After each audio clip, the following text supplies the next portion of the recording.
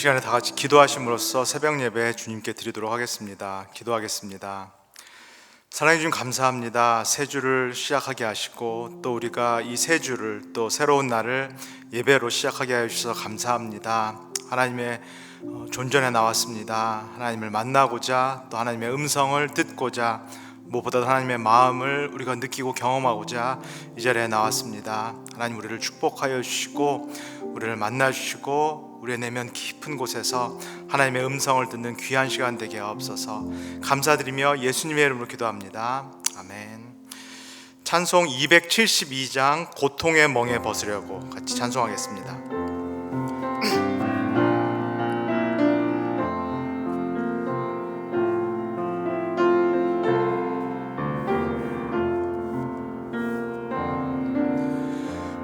고통의 멍에 벗으려고 예수께로 나갑니다. 자유와 기쁨 베푸시는 주께로 갑니다. 병든 내 몸이 튼튼하고 빈궁한 삶이 부해지며 죄악을 벗어버리려고 주께로 갑니다.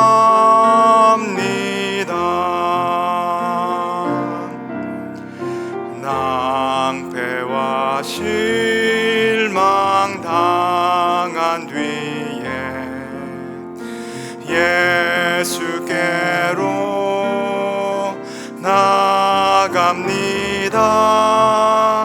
십자가 은혜 받으려고 주께로 갑니다.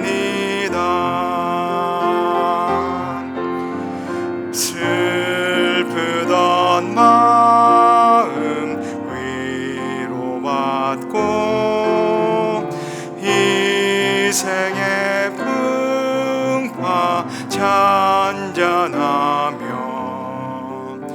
영광의 찬송 부르려고 주께로 갑니다.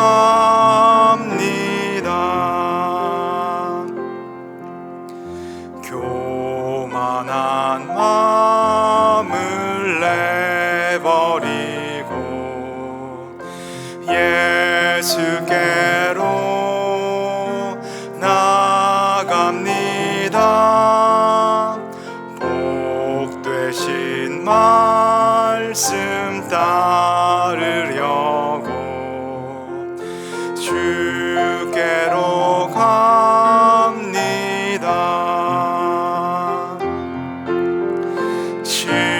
실망한 이 몸 힘을 얻고 예수의 크신 사랑받아 하늘의 기쁨 맛보려고 주께로 갑니다.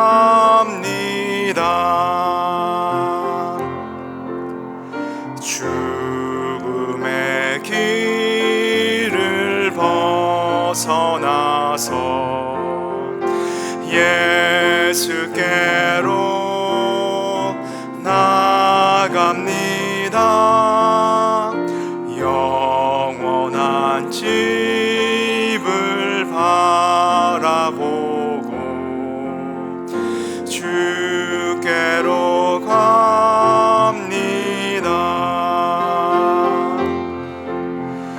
멸망의 폭우 헤어나와 평화의 날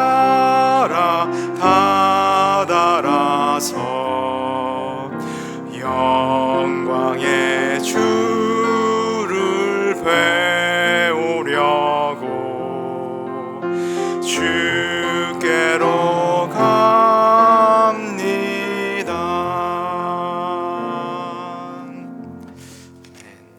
이 시간에 우리 두 가지 기도 제목을 가지고 함께 한 목소리로 기도했으면 좋겠습니다. 첫 번째로 우리 교회 전도부를 위해서 함께 기도해 주셨으면 좋겠습니다.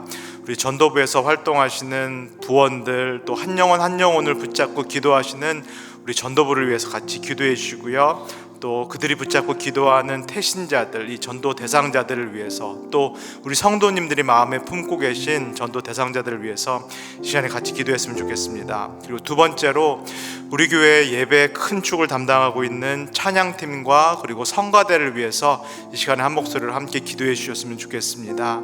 예배를 통해서 특별히 찬양팀과 성가대 이 귀한 찬양을 통해서 많은 성도들이 은혜 받게 하시고, 또 팀원들, 성가대원들이 찬양을 통해서 매일매일 새로운 힘과 은혜를 누리게 해달라고 우리 한 목소리를 기도하도록 하겠습니다. 다 같이 기도하겠습니다.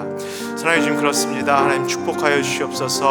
우리 교회 전도부를, 또 팀원 한 분 한 분을 주께서 축복하시길 소원합니다.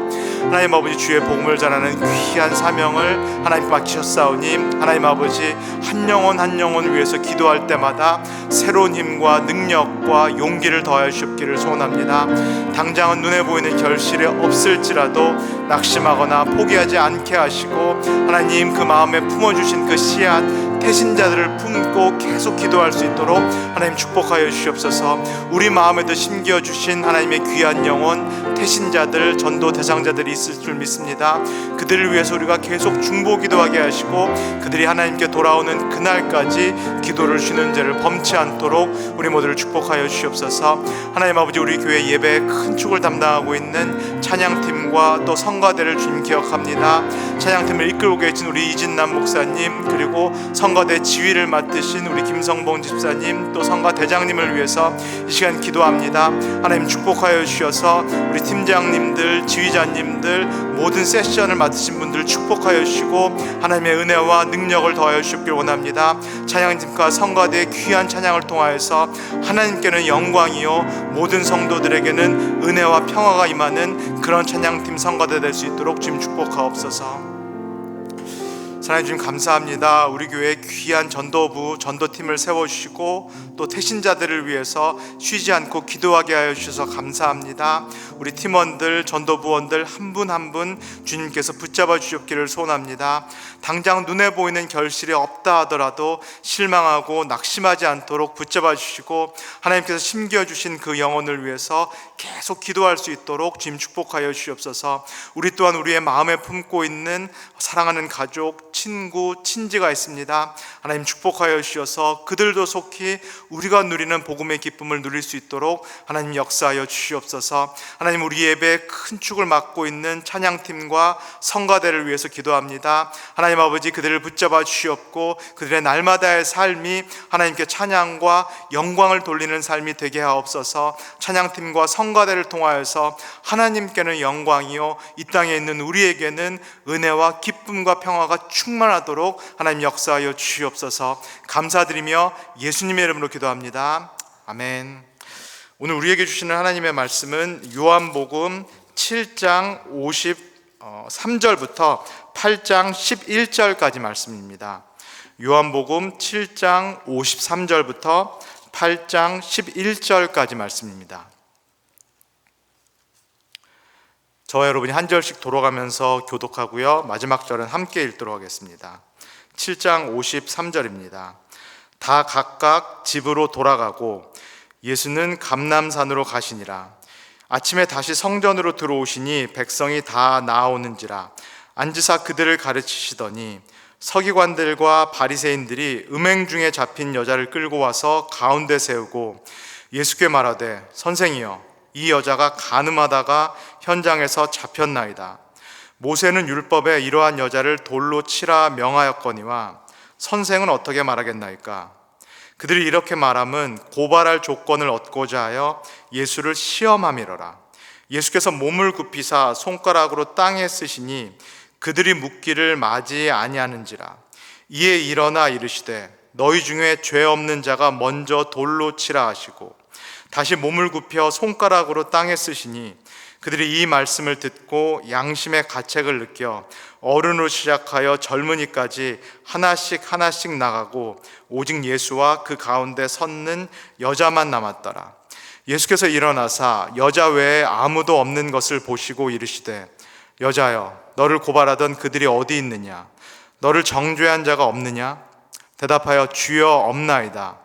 예수께서 이르시되 나도 너를 정죄하지 아니하노니 가서 다시는 죄를 범하지 말라 하시니라.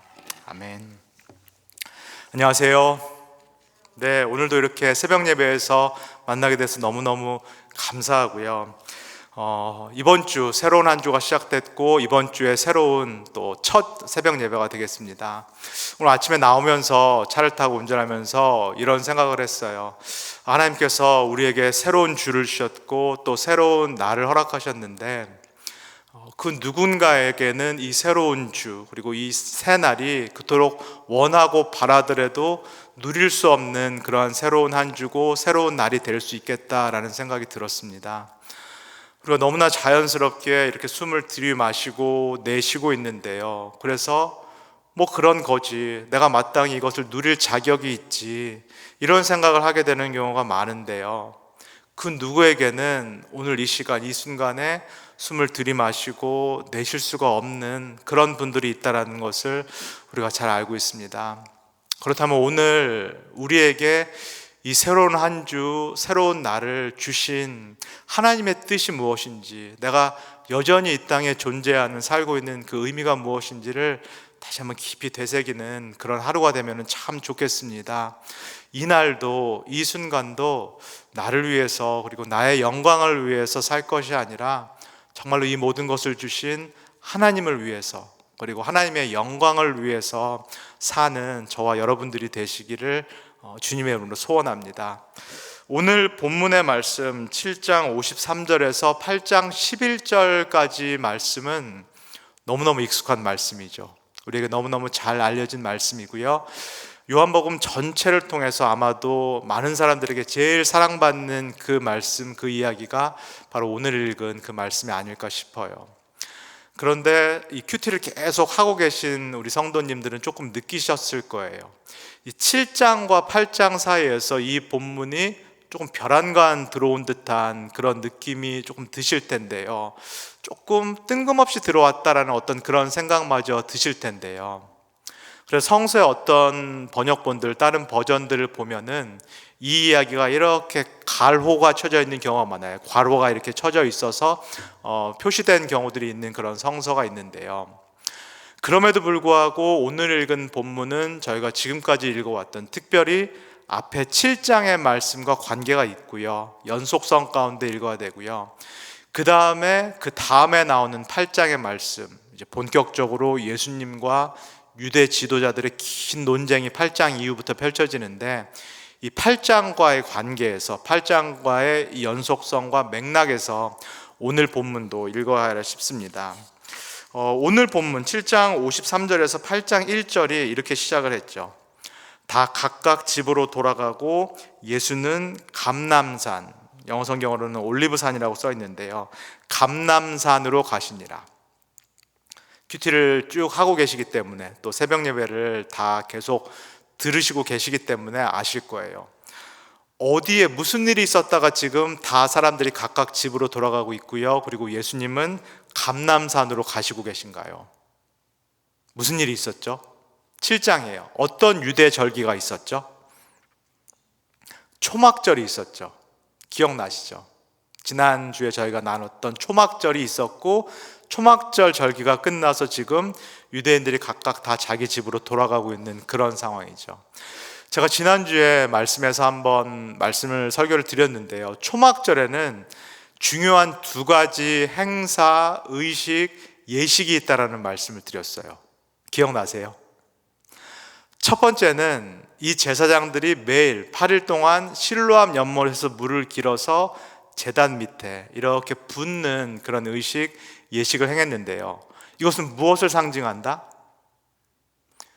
이스라엘이, 그들의 조상이 광야 생활을 할 때 광야에서는 없었던 물을 공급하셨던 그 하나님, 반석에서 물이 나게 하셨던 그 하나님을 기념하고 기억하고 축하하는 어떤 그런 의식이다.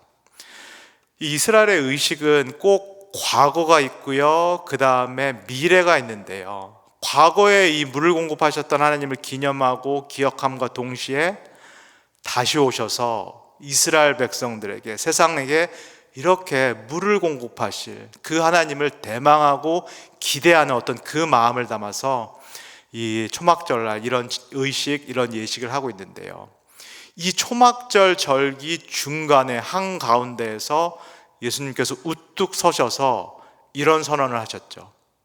어떤 선언이시죠? 기억나세요? 누구든지 목마르거든 내게로 와서 마셔라. 나는 생명의 물이다. 예수님이 어떤 선언이신가요? 광야에서 물을 내셨던 그 하나님, 그리고 너희가 다시 오시리라. 그래서 마치 새로운 물을 공급하실 그 메시아, 그 오실 하나님이 바로 누구다? 나다. 라는 이 선언을 지금 예수님께서 초막절 한가운데에서 지금 하시는 거죠. 그 다음에요, 두 번째 의식, 두 번째 중요한 예식이 뭐였죠? 물 붓는 거 그 다음에요.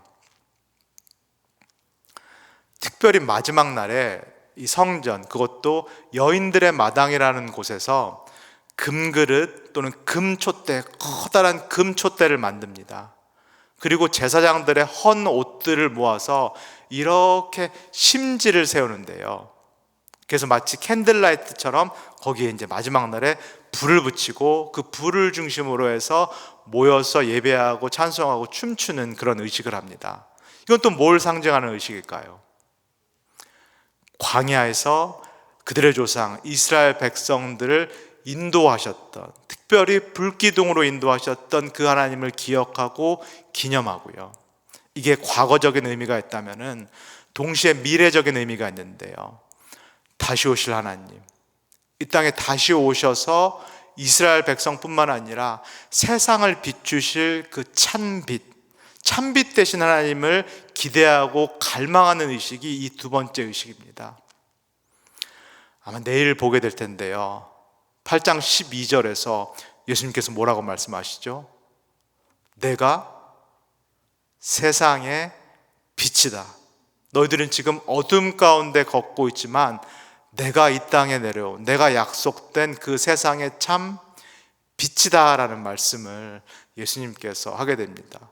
그리고 그 이후에 여러 논쟁들, 예수님의 이 선언에 대해서 찬성하고 반대하는 사람들이 쫙 갈라지는 일이 요한복음 뒷부분에서 나오게 되는 거고요.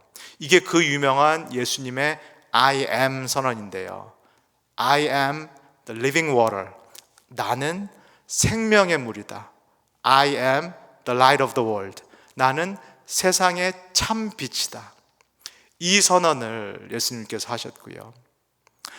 지금 우리가 읽은 오늘의 말씀은 이 상황이죠. 8장 3절에서 5절까지를 제가 한번 읽어드릴게요. 서기관들과 바리새인들이 음행 중에 잡힌 여자를 끌고 와서 가운데 세우고 예수께 말하되, 선생이여, 이 여자가 간음하다가 현장에서 잡혔나이다. 모세는 율법에 이러한 여자를 돌로 치라 명하셨거니와 선생은 어떻게 말하겠나이까? 우리에게 너무너무 익숙한 구절이기 때문에 뭐 그냥 그런가 보다, 별 특이사항이 없나 보다 싶기도 한데요, 자세히 꼼꼼히 따져서 읽어보면 이상한 점이 한두 가지가 아닙니다. 먼저요, 이 여인이 어디서 잡혀왔다? 나중에 발각돼서 잡혀온 것이 아니라 현장에서 잡혔다라고 이렇게 표현되어 있죠. 그러니까 현장에서 잡혔기 때문에 목격자들이 있다라는 거예요. 저희가 한번 나눴는데요, 이 이스라엘 사회에서는 누군가를 고소 고발하려면은 증인이 최소한 몇 명 이상 있어야 된다? 2명 이상 있어야 된다는 거죠. 그런데 이 여인은 지금 현장에서 음행을 하다가 잡혔기 때문에 소위 말하는 현행범이다라는 거고요. 그래서 증인 부르고 듣는 과정이 필요 없이 소위 말하는 직결 심판을 하겠다, 지금 이제 이 얘기인데요, 여기서 이상한 점이 뭔가요? 음행의 현장에서 이 여인을 잡아왔는데요. 누구는 없죠? 남자는 없죠.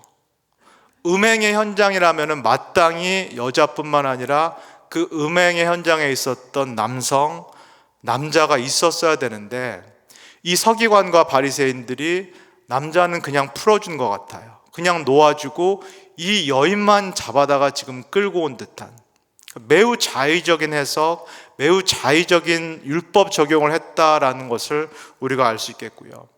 그 다음에요, 예수님께 끌고 와서 그리고 사람들 앞에서 이 서기관과 바리새파들이 뭐라고 말을 했죠? 모세가 이러한 여인을 율법에는 돌로 치라라고 명령을 했는데, 예수 당신, 랍비라고 말하는 당신은 어떻게 하겠소? 이 질문을 하게 되는 거죠. 구약 성서에 보면은, 율법에 보면은 간음한 사람은 사형에 처한다라는 그 명백한 문구가 있습니다.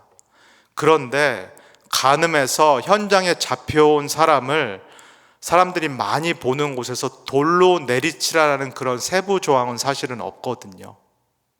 근데 지금 서기관들과 율법 선생들이 뭐라고 말하는 거죠? 모세가 율법에 말하기를 이러한 여인을 사형을 처하되 돌로 쳐서 죽이라 하였다. 당신은 지금 어떻게 하겠는가?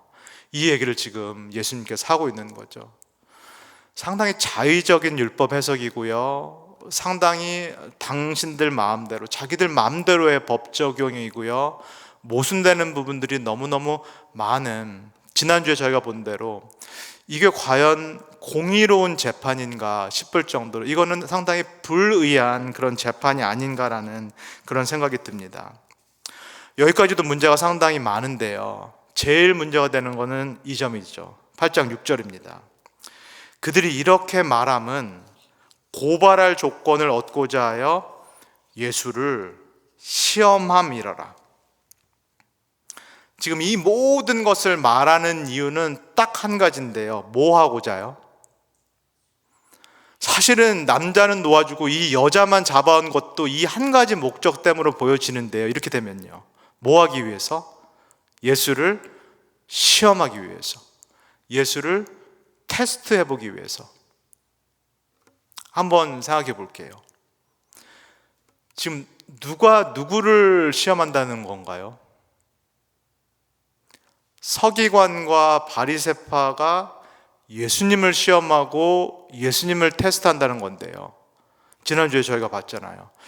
저 사람 학위에 없는 것 같은데, 저 사람 랍비 교육 안 받은 것 같은데, 저 사람 어디 유명한 랍비로부터 사사받은 사람 아닌 것 같은데, 저 사람 사실 율법 잘 모르는 것 같은데, 이런 마음을 가지고 예수님을 시험하고 테스트하려고 이 사람들이 이 눈앞에 있는 하나님의 아들 예수님을 걸어 넘어뜨리려고 하는데요, 이런 시험 문제를 낸 거죠. 예수님이 이 여인을 돌로 내려치지 않으면은, 사형에 내려치지 않으면은 예수님이 뭘 어긴 거죠? 모세 율법을 어긴 거라서 빵점. 만약에 예수님께서 이 여인을 살려주면은요, 예수님이 이 여인을 또는 돌로 내려쳐버리면요, 그러면 어떻게 되는 거죠? 예수님 지금까지 했던 말들이 있잖아요. 사마리아 여인을 만나고 38년 된 병자를 일으키고 용서와 사랑의 메시지를 쭉 전파했는데, 시험에 몰리자 여기서 그래, 내가 여기서는 그렇게 하면 안 되지라고 돌로 내려치면은 예수님 당신 위선자 빵점. 어떻게 해도 빵점. 그래서 지금 어떻게 하나 보자, 예수께서 어떻게 하나 보자라고 이렇게 서기관들과 바리새파들이 지금 있는데요, 그것도 누구를 잡아와서요? 남자는 자기 마음대로 풀어놓고요, 이 연약한 여인만 잡아와가지고 이 사람들 앞에서 면박 주고 수치 주고 모욕을 주면서 예수 그리스도를, 하나님의 아들을 걸어 넘어뜨릴 요거 하나 가지고 지금 서기관들과 바리새파들이 왔는데요, 제가 수요 저녁 예배 때 설교에서도 조금 다루려고 하는데요, 이게 우리 사람들의 깊은 죄성이다. 이게 정말로 너나 나나 할 거 없이 저도 그렇고요. 우리 모두가 포함되고 있는 원죄가 아닐까 싶습니다. 심지어는 하나님의 말씀, 하나님의 율법을 우리 소유를 삼아요. 내 소유를 삼아서 다른 사람들을 판단하고 다른 사람을 비판하고 다른 사람을 정죄하는 일에 내 소유도 아닌 하나님의 말씀, 하나님의 율법을 막 사용을 해요. 그리고 누구는 쏙 빼죠. 우리는 쏙 빼요. 저도 저를 쏙 빼요. 그리고 다른 사람만 정죄하고 판단하고 심판하는 그런 일을 겁도 없이 우리가 하는 경우가 참 많죠. 더 문제가 되는 건 뭐죠? 심지어는 누구까지요? 하나님까지요. 심지어는 하나님까지도 이래야만 된다. 하나님은 이러실 거야를 넘어서서 하나님은 이래야만 된다라는 생각을 저도 가지게 되는 경우가 많아요. 하나님도 나처럼 생각하실 거야 라는 것을 넘어서서 심지어 하나님이 나처럼 생각하셔야 돼 라고 우리가 은연중에 그렇게 말하고 행동하는 경우가 우리가 있어요. 저도 물론 마찬가지고요. 자꾸 하나님을 내 생각, 내 믿음에 가두려고 하고요. 그래서 자꾸 하나님을 내가 길들이려고 하는 것이 너나 나 없이 우리 모두가 갖고 있는 뿌리 죄예요. 이게 바로 원죄인데요. 그래서 독일의 신학자 포여바크라는 신학자는 신앙은 자기 투사다라까지 말했는데요. 이거는 projection of the self, 내가 그냥 믿고자 하는 그 하나님을 그려내는 것이다. 종교개혁자 칼빈 같은 경우는 인간은 이 뿌리 죄 때문에 계속해서 우상을 만들어내는 우상 공장과도 같다라는 그런 이야기를 했거든요. 내가 율법을 소유해서 다른 사람을 판단하는 그 일, 심지어는 하나님까지도 판단하는 그 일, 우리가 절대로 넘어서는 안 되는 그 선을 넘는 것, 그것은 올바른 믿음이 아니요, 그것은 우리가 정말로 피해야 될 자기 우상화의 큰 죄다라고 이야기를 할 수 있을 것 같아요. 지금 이 앞에 있는 예수님 앞에서 예수님을 판단하고자 하는 서기관들과 바리새파가 딱 그 죄, 우리 모두가 겪고 있는 그 자기 우상화의 죄를 지금 범하고 있다라고 할 수 있겠죠. 예수님이 이 자기 우상화를 하고 있는 사람들 앞에서 몸을 굽히셔서 땅에 무언가를 쓰셨어요. 땅에 무엇을 쓰셨는지는 알 수가 없고요. 그러나 이 행위는 마치 하나님께서 시내산에서 모세에게 율법을 주시면서 하나님께서 손가락으로 율법의 글씨를 쓰셨다라는 그 구절, 그 장면을 떠올리게 해요. 예수님께서 땅에 몸을 굽혀서 손가락으로 글씨를 쓰신 후에 이렇게 말씀하셨죠. 너희 중에 죄 없는 사람이 먼저 돌로 치라. 돌로 치라는 얘기인가요? 그러지 말라는 얘기인가요? 모세의 율법에 따르면 간음한 사람은 사형에 처해야 된다.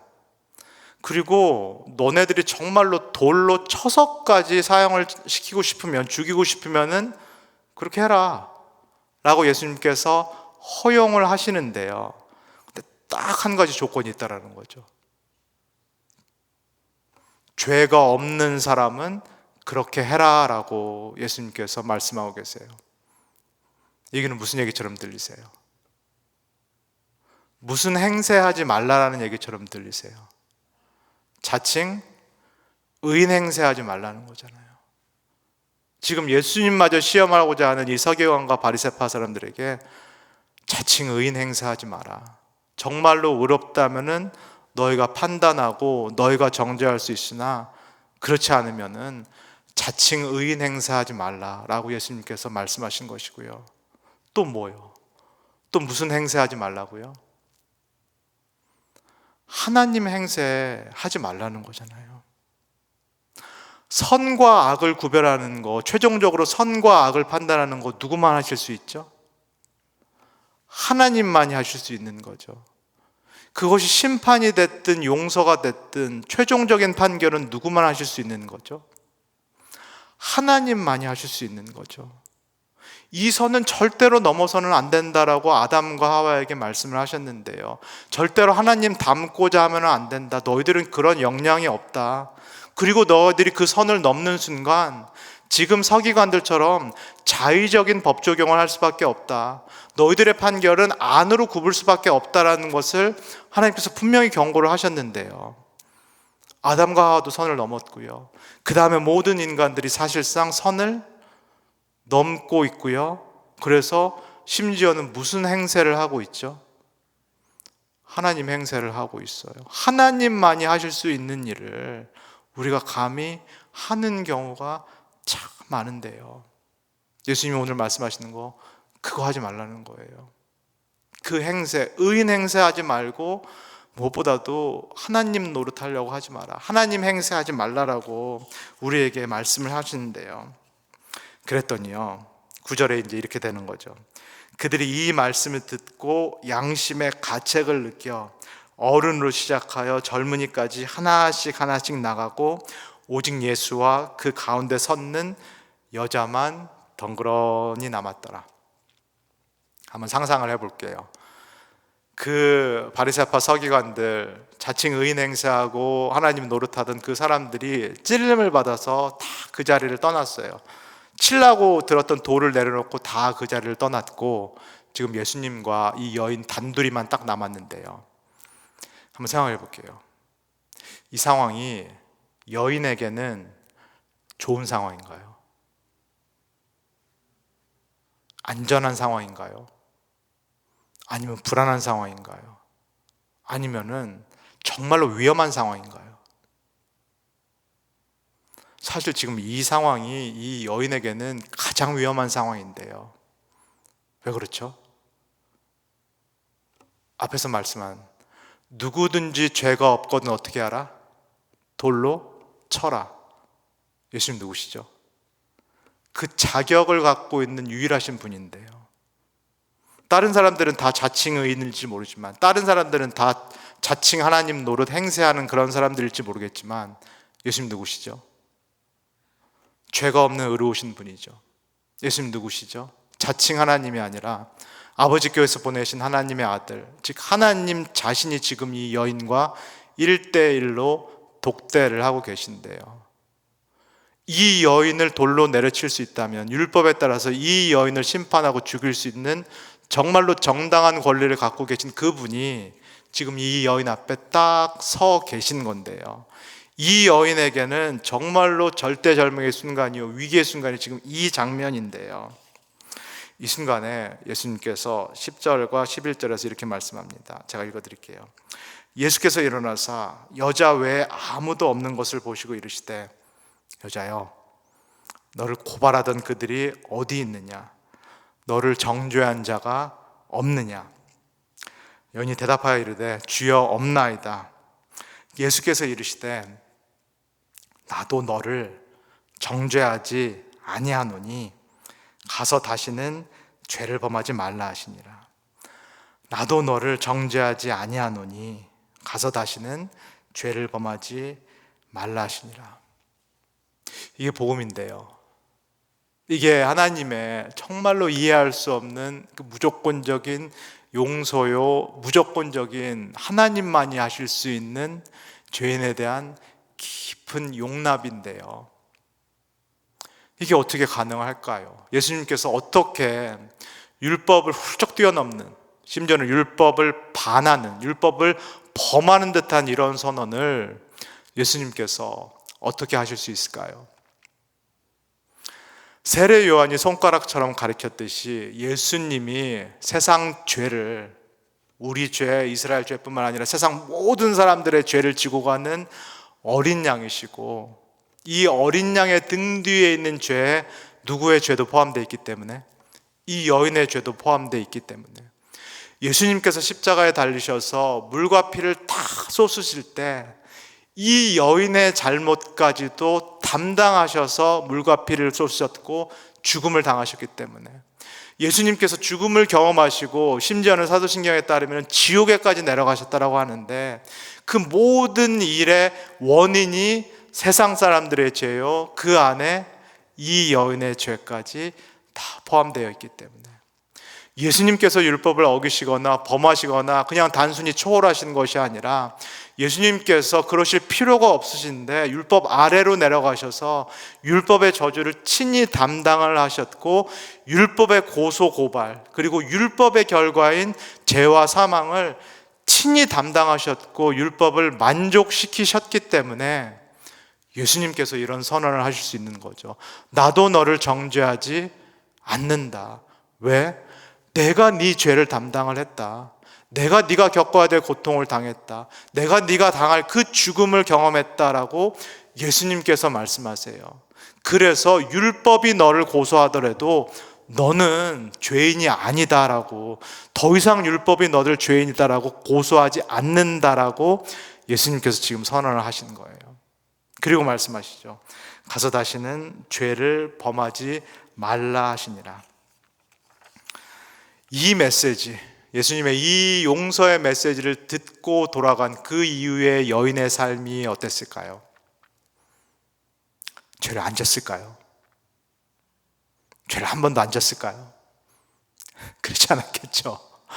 또 죄를 범할 수밖에 없죠. 행위의 제 차원이 아니잖아요. 그렇죠? 뭘 했냐 안 했냐 그 차원이 아니잖아요. 아까 저희가 본 대로 원죄라는 게 있고 뿌리 죄가 있기 때문에 우리가 어쩔 수 없이 범할 수밖에 없는 무의식에서부터 올라오는 그 죄들이 있는데요. 그래서 이 여인이 이 용서의 메시지를 듣고 다시는 가서 죄를 범하지 말라라는 예수님 말씀 들었지만, 그래도 다시 죄를 범할 수밖에 없었을 텐데요. 그래서 또 좌절하고 또 절망했고, 내가 이런 용서를 받았는데 나 왜 이래? 아마 이랬을 것 같은데, 그럼에도 불구하고 이 여인 마음 깊은 곳에 하나 뿌려진 씨앗이 있고요, 이 씨앗이 아마 이렇게 자라서 나무가 되고 열매를 맺고 있었을 것 같은데요. 그게 뭐죠?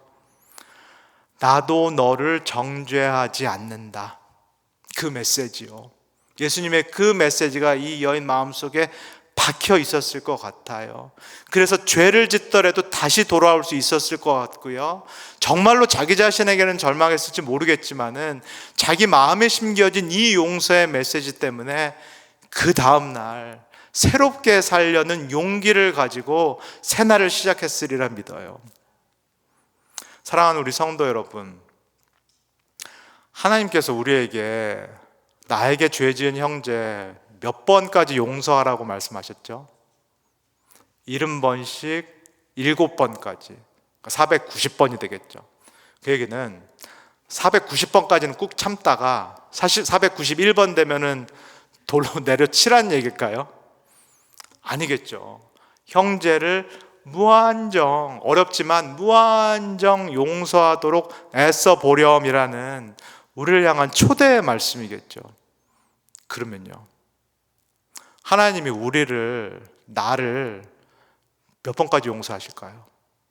하나님도 마찬가지로 77에 490번, 490번까지는 꾹 참으시다가 491번째 되면 이제 얘는 더 줘야 안 되겠다, 그래서 돌로 내려치실까요? 저는 아니실 것 같아요. 우리에게 무한정 형제를 용서하라고 말씀하신 그 하나님은 더 큰 마음과 사랑을 가지고 우리를 끝까지 용서하시고 기다려주시고 받아주시는 품이 넓으신 아버지심을 믿습니다. 나도 너를 정죄하지 아니하노니 가서 다시는 죄를 범하지 말라. 이 얘기는 사도 바울이 말한 것처럼 복음으로 시작했다가 율법으로 마치라는 얘기가 아닙니다. 구원의 감격으로 복음으로 시작을 해서 다시 율법으로 돌아가서 율법주의자가 되고, 그래서 다시 율법으로, 다시 나의 의로 하나님께 인정받고 평가받으라는 이야기가 결코 아닙니다. 한 번 더 죄를 지면 너는 이제 세컨 찬스까지 날렸기 때문에 기회가 없다라는 어떤 그런 협박의 말씀도 결코 아닌데요. 이 얘기는 이 여인이 듣고 그 마음속에 새긴 것처럼 실패해도 좋으니 오늘을 새롭게 살아보라는 하나님의 초대의 말씀입니다. 죄를 또 지을 수 있으나, 구원을 받았고 예수 그리스도를 영접했으나 여전히 이 땅에서 또 죄를 지을 수 있으나 뭘 기억하라는 거죠? 이제 예수 그리스도 안에 있기 때문에 뭐가 없다? 정죄함이 없다라는 거죠. 자유의 메시지인데요, 해방의 메시지인데요, 어제보다 오늘을 더 예수님 뜻에 맞다게 이 살갑게 살 수 있다는 거고, 오늘보다 내일 내가 한 발짝 더 나아갈 수 있다라는 예수님의 초대의 말씀입니다. 우리 성도 여러분들께서 정말 진심으로 진정으로 회개하셨다면은 그 일은 잊으셔도 돼요. 하나님께서 내 죄를 어디다가 던지셨다? 하나님 등 뒤로 던져버리셨다라고 분명히 약속을 하셨는데요, 다시 가갖고 그걸 주워와가지고 내 죄 삼고, 이거 하나님께서 원하시지 않아요. 하나님이 잊어버리신 것을 내가 다시 끄집어와서 곱씹고 계속해서 과거의 발목이 잡혀서 한 발짝도 못 나가는 거, 이거 하나님께서 원하시고 기뻐하시는 일이 아니리라 믿습니다.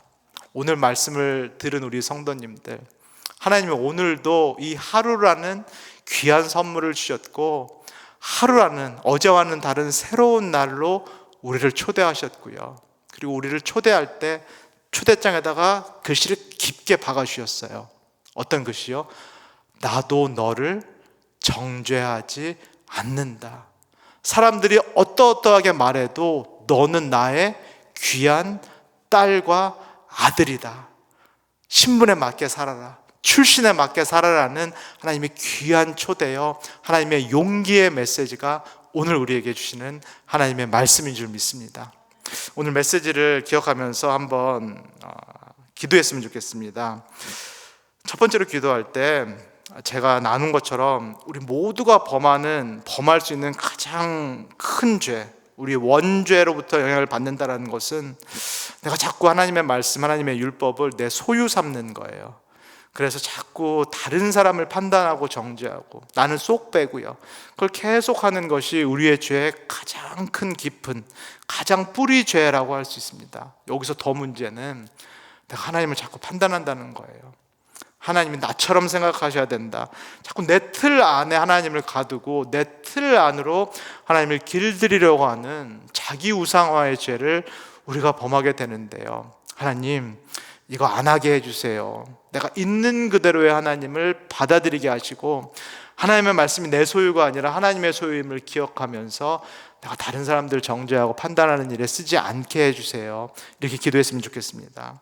그 둘째로 기도하실 때 우리 기독교의 핵심 메시지는 용서입니다. 율법이 아니라 복음입니다. 나도 너를 정죄하지 않는다, 그래서 다시 가서 죄를 짓지 말아라. 이 여인이 받았던 메시지가 우리의 심령 가운데 깊이 뿌리 박기를 원합니다. 그래서 이 하나님의 무조건적인 용서와 용납의 기반을 두고 오늘 새로운 하루를 시작하기를 원합니다. 하나님께 이 메시지를 달라고, 내 마음 깊은 곳에 이 메시지를 심어달라고 한번 같이 기도하도록 하겠습니다. 기도하겠습니다. 사랑해 주님, 그렇습니다. 하나님 아버지, 우리가 신앙생활을 할수록 예수 그리스도 닮아가는 게 아니라 바리새인을 닮아가는 경우가 참 많습니다. 우리가 우리 마음 안에 있는 그 뿌리의 원죄를 발견하지 못하고 그 영향에 따라서 사는 경우가 참 많습니다.